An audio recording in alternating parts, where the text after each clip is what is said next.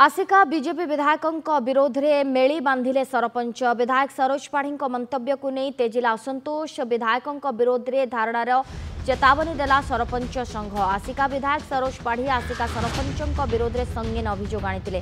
गत 24 वर्षर सरकार समय आसिका विधानसभा निर्वाचन मंडली में समस्त सरपंच फॉल्स बिल करी मालेमाल होइछंती। जदि तदंत हुए तेबे 100 रु 100 सरपंच जेल जिबे बोली से कहिथिले। एमानंक विरोध में तदंत हेबा आवश्यक बोली कहिबा परे तेजिथिला असंतोष। विधायकों मंतव्य को कड़ा निंदा करिथिला सरपंच संघ। तेबे विधायक सरोज पाढ़ी मंतव्य नहीं धारणा देवार चेतावनी देइछि सरपंच संघ।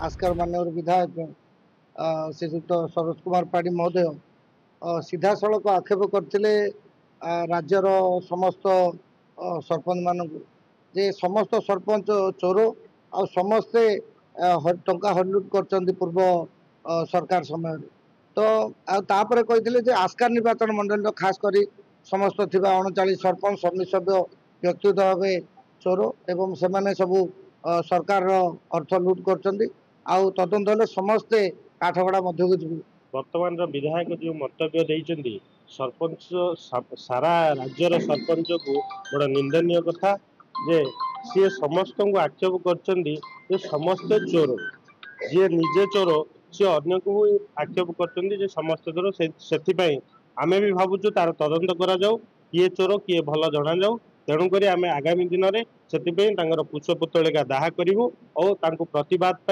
आम आगे